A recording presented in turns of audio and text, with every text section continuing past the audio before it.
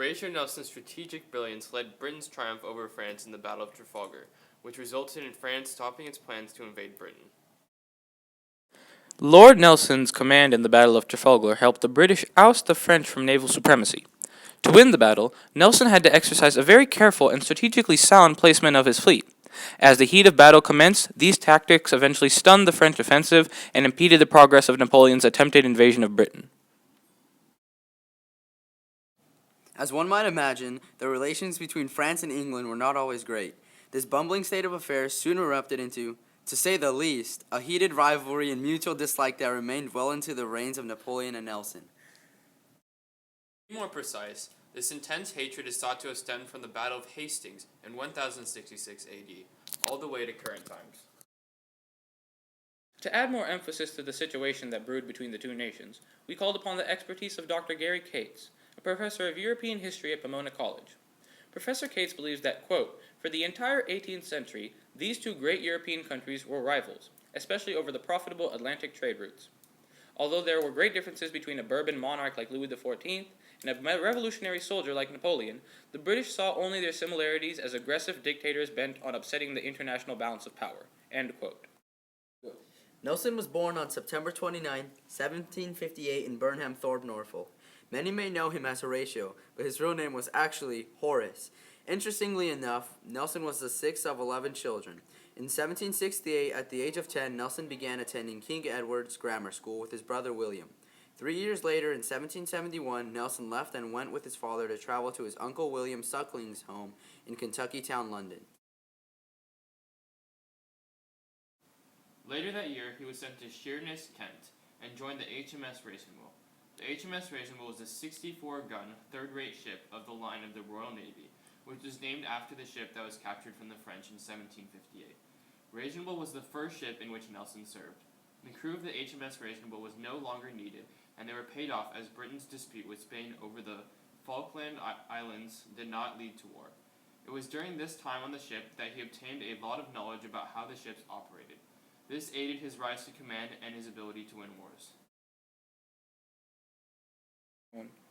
As with many people who find themselves at the top of their respective professions, hard work and dedication are necessities to becoming a true historical great in your field. Nelson was not an exception to this rule, as he had to go through many battles and hardships before attaining his titles. In a span of 4 years, ranging from 1775 to 1778, Nelson found himself quite busy with promotions and battles, a trend that would continue throughout his illustrious career.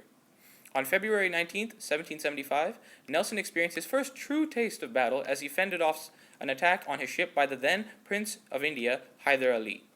Following this event and other successes on the high seas, Nelson gained quite some favor with his superiors, and on October 1, 1776, now at the age of 17, Nelson sailed out on convoy duty in the English Channel as the acting 4th lieutenant of the HMS Worcester.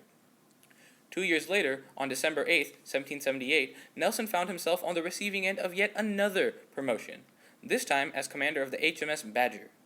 Nelson was tasked with capturing enemy ships of both war and mercantile status, as well as with protecting the Mosquito Shore and the Bay of Honduras from American privateers. The Battle of St. Vincent on February 14, 1797 was recorded as a fight between the British Admiral Sir John Jervis, British Commodore Horatio Nelson, and Don Jose Cordova. Although Nelson was not the commander of this battle, he played a large role in the success of the battle campaign. Nelson led his men to overtake many ships and commanded an outnumbered army to win a huge battle by using the tactic of taking over and boarding one ship to take over another. This tactic was well admired by many people and was known as Nelson's patent bridge for boarding enemy vessels. The British only had 15 ships of the line, while the Spanish had 27 ships of line. During all this madness, Nelson was promoted to Rear Admiral. This domination of Spain helped with the Battle of the Nile. On August 1, 1798, in the Battle of the Nile, the British Rear Admiral Horatio Nelson fought against France's Vice Admiral Francois Paul Bray Aiguilles. This was an even battle. It was the 13 ships of Nelson against the 13 ships of Aiguilles.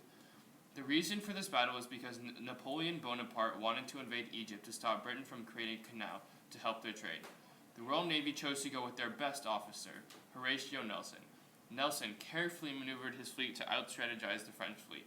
Although he did lose a great amount of troops, the French lost many more, and the remaining fleets were left stranded in Egypt. Nelson got severely injured in this battle, but was able to recover quickly. After this battle, he was now known as Baron Nelson of the Nile. On October 20th, 1805, Nelson and his fleet spotted the French and Spanish fleets on their way out of Cadiz. It was at this time of the approaching battle where Nelson memorably stated that England expects that every man will do his duty. On the following day, the battle began. Nelson employed a wonderful tactic by leading a force of 27 ships of the line and 4 frigates, which are warships that are generally heavier than a destroyer. It was originally introduced for escort work. Having thought about how to approach the battle for some time, Nelson sought to accomplish a decisive victory rather than the typically inconclusive engagement that often occurred in the Age of Sail. In order to reach this goal, he planned to abandon the usual line of battle and sail straight toward the enemy in 2 columns, one towards the center and the other toward the rear. These ships would break the enemy line in half and cause the ships to be surrounded and destroyed in a rather reckless battle. Due to his brilliant tactical approach to the firefight, as well as his strategically brilliant placement of his ships, Nelson and his fleet were able to capture 17 and burn one of the 33 ships that comprised the French fleet. Unfortunately, snipers from an enemy vessel hailed fire upon Nelson's flagship, the Victory. In the ensuing chaos that followed, Nelson was fatally wounded when one of the sharpshooter's bullets found its way into his chest. Around 4 o'clock on October 21st, 1805, the great leader, that was Horatio Nelson, succumbed to his injuries and died, as a hero whose name would last for all of time. Nelson's loss was felt all over England. A testament to the mark he left on his nation is a statement issued by the king that Britain had lost more than it had gained on that day. Such sentiments show the impact that Nelson truly had on his fellow countrymen. One can observe that Nelson quite obviously did not win all of the battles he engaged in. However, in the 4 most impactful battles of his career, Nelson held a winning percentage, emerging victorious from 3 out of these 4 major battles.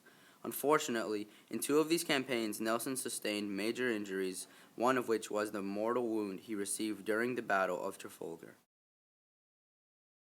During his funeral procession, Nelson's casket was escorted by more than 32 admirals, over 100 captains, and over 1,000 troops to the site of his burial at St. Paul's Cathedral. Nobody could ever forget all the great things he had done for the British. It was at this time that Nelson's ability to confidently lead his troops into battle, to command respect and loyalty from all who followed him, and to protect the British peoples from harm, began to manifest themselves into an unforgettable and historical legacy. One of the more significant portions of his legacy was that Nelson halted the French from invading Britain. This stiff resistance came at a time when Napoleon wanted France to control all of Europe, and the triumph at Trafalgar acted as a massive turning point in quelling France's potential expansion. As one might imagine, the implications held by Lord Nelson's victory at the Battle of Trafalgar were many. Professor Cates believes that, quote, Lord Nelson's impressive victory at Trafalgar was the climax to a second 100 years' war between Britain and France that had begun during the reign of Louis XIV. Additionally, Nelson's great victory secured for Britain control of the Atlantic, at least for another century, until Germany challenged her for supremacy in 1914. End quote.